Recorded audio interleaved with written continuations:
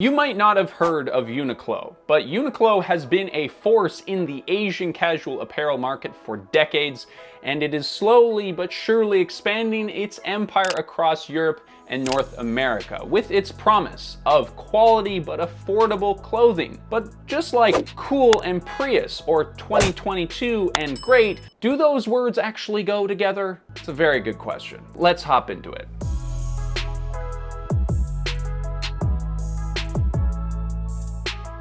Now, when some of you asked for us to make a video about UNIQLO, I asked our younger team members and they said, yes, that would be great. And I was like, what does UNIQLO mean? Well, as I have learned, it comes from the older name that they had, which was Unique Clothing Warehouse, which is kind of ironic because, as I've learned, UNIQLO is deliberately not at all unique. UNIQLO was originally founded in 1949 in Yamaguchi, Japan as a textile manufacturer. Their first retail store opened in 1984 in Hiroshima, and it's been said that the business is largely modeled after Gap, being actually called Japan's answer to Gap. Just like the big old GAP, UNIQLO focuses on those casual basics and believes in retaining power over everything in their supply chain. This is often called a specialty store retailer of private label apparel, which is otherwise known as SPA, thank God. The SPA business model emphasizes controlling the entire process from production planning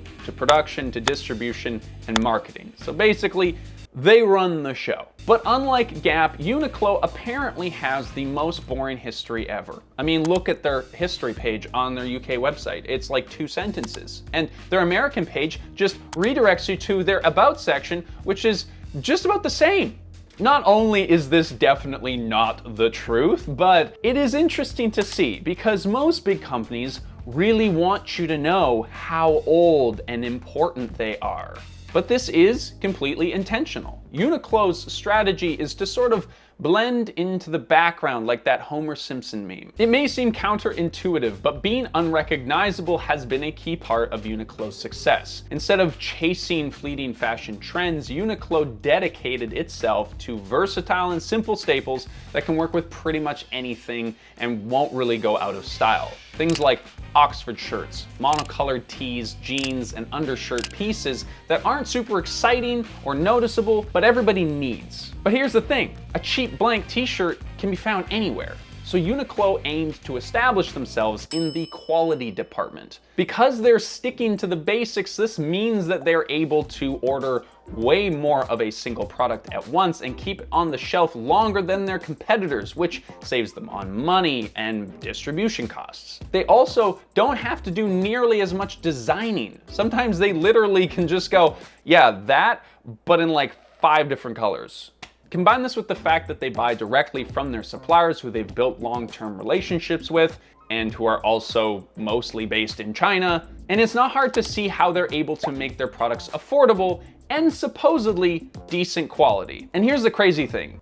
Apparently, they've actually pulled it off. Their prices are often compared to fast fashion brands like Zara and H&M, and yet they stubbornly deny their own fast fashion label. Instead, they prioritize higher quality materials, which means they're less dependent on polyester like their fast fashion counterparts. In their beloved knitwear, for example, they largely use all natural materials, including cashmere and merino wool. Then there is their famous in-house brand blends such as Heat Tech and Airism, designed to keep you warm or cool respectively depending on the season. Heat Tech in particular has become a staple product for many people in cold climates. It's a lightweight blend of rayon, acrylic, and polyester that supposedly wicks your body's moisture into the fibers and converts its kinetic energy into heat.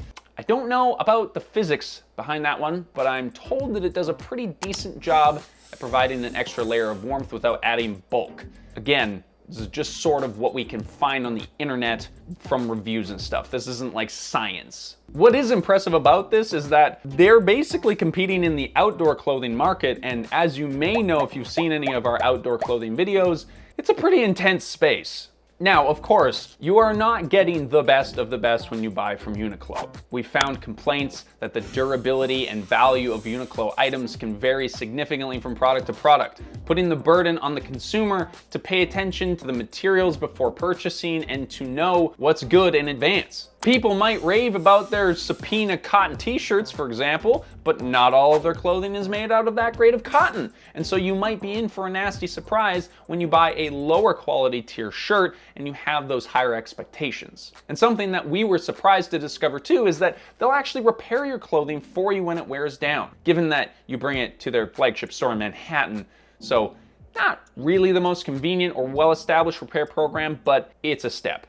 But it is all of these elements together, which is what they use to justify their claim of not being fast fashion despite being fast fashion priced. In theory, they want their clothes to survive through all sorts of fashion trends and become a loved part and practical element of your wardrobe for years to come, which is why they actually call it life wear. But how did this basic first brand actually become so popular? Well, unsurprisingly, UNIQLO's success started in Japan, where the company began. There was a severe economic downturn in the 90s, which pushed a lot of people towards more affordable, practical clothing. And quite honestly, UNIQLO was just there at the right place and at the right time. They gained the kind of foothold that would eventually make them the largest casual apparel retailer in Japan, accounting for 6.5% of the country's apparel market.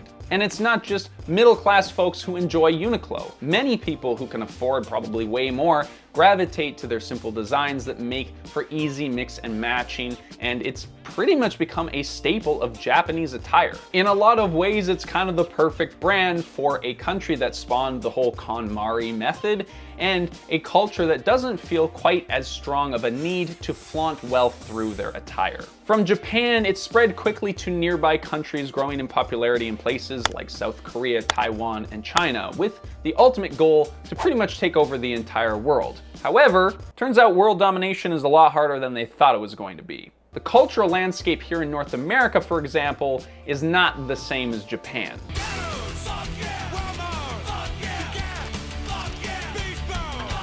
North Americans have a strong sense of individualism and self-expression that doesn't always lend itself well to minimalist styles, but things have been changing in ways that UNIQLO has been happy to capitalize on. We are now at a point in history where our career-age generation of millennials is facing record-level student debt, all the while trying to enter a competitive and often unforgiving job market to save money for what is at this point an almost totally unsustainable and unattainable real estate market.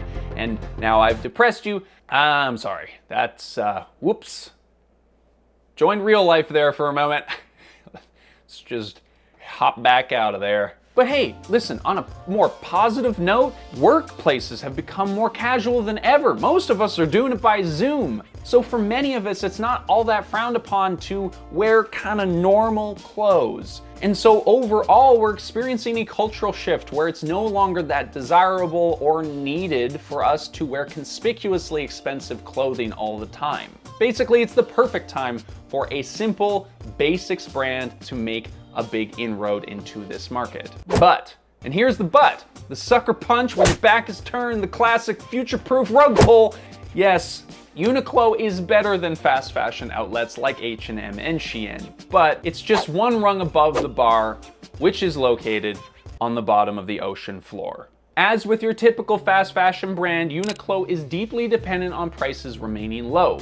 It's kind of the whole point of their brand and the reason why they've been so successful. And this pretty much necessitates them manufacturing out of country. If they manufactured domestically in Japan, they would have to pay Japanese workers a decent wage and pay them overtime, which would rack up prices way too much for them to be considered inexpensive.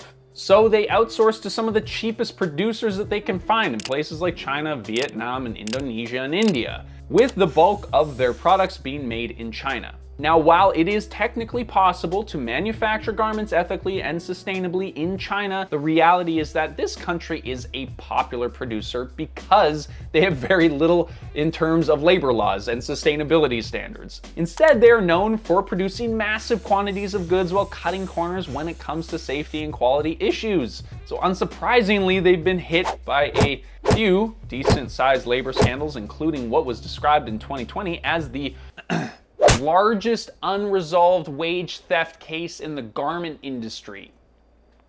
Apparently, the company refused to pay like $5.5 million to workers in Indonesia, so that doesn't look great.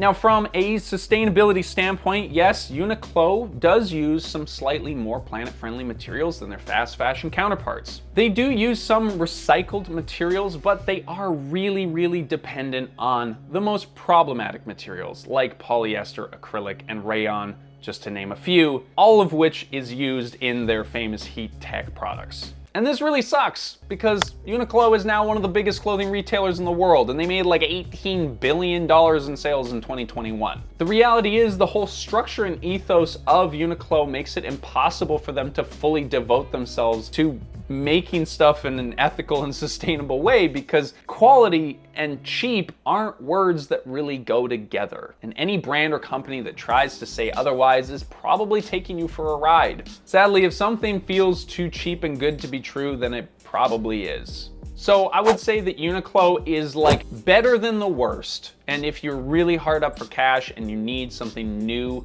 you could benefit from what they have to offer, but look for things thrifted, wear what you already have. Thanks for watching this video. Make sure you're subscribed, and we'll see you in the next one.